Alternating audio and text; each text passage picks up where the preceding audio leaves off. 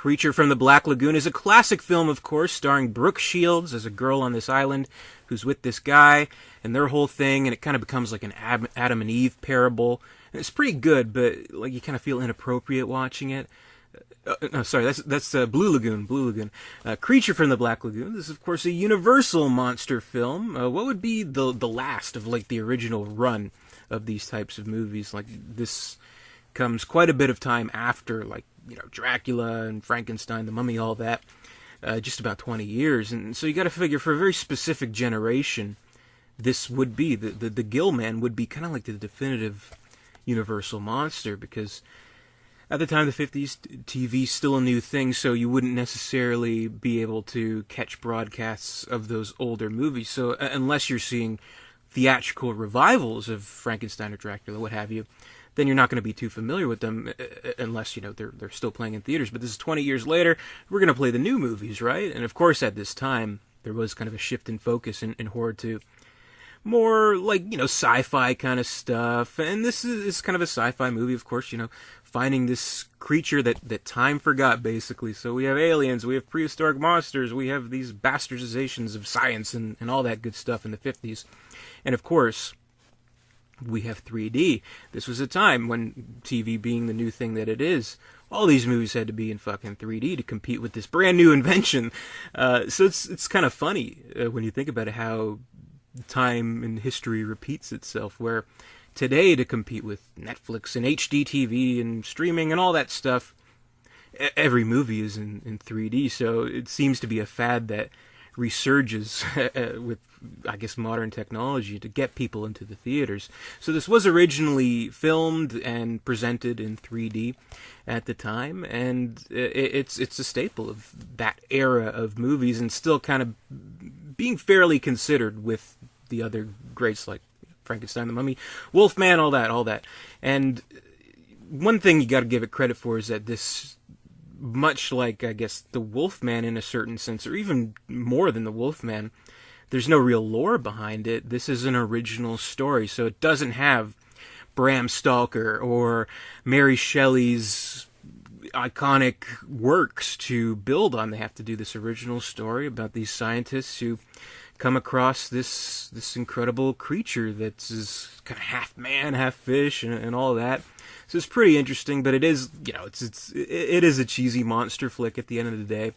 I think something like Frankenstein, particularly Frankenstein, is something I can enjoy on its own merits, its own story. I think it still holds up, and I think especially the makeup effects really hold up in Frankenstein and Karloff's performance and all that.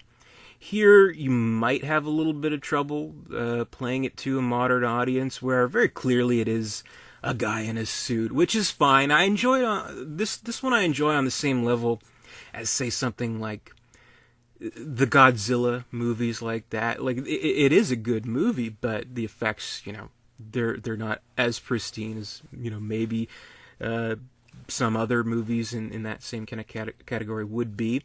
But it's a lot of fun. It's a tried and true creature feature is what it really is all about.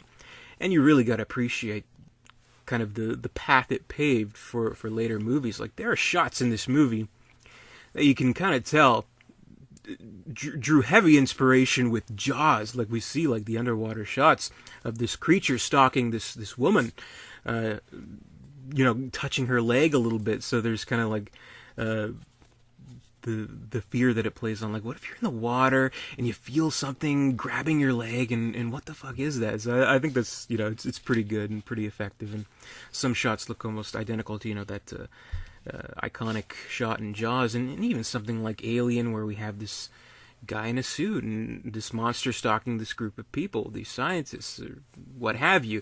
So I think it is an influential film in quite a few ways.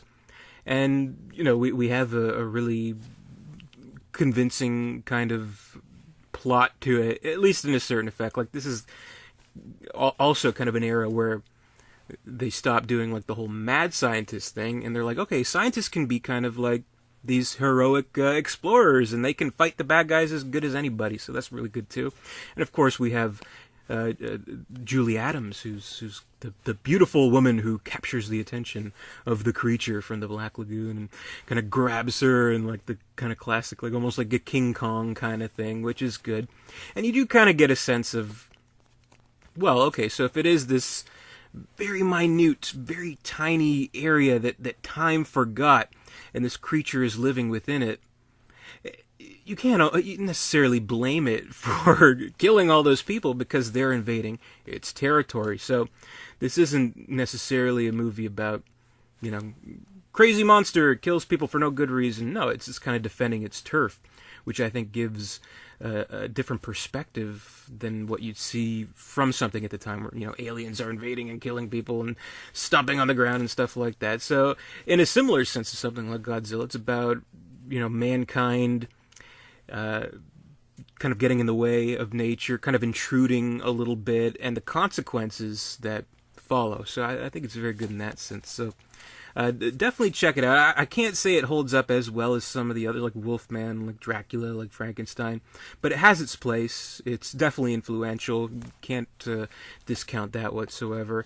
And I never owned this in my collection, so I recently found this DVD at Walmart. And what's kind of cool about it is that it glows in the dark, which is kind of cool. So it's nice to have this in the collection finally. It's a classic. So definitely check out Creature from the Black Lagoon.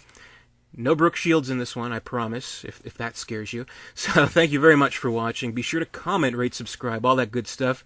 Visit Derek237.com. And until next time, stay scared.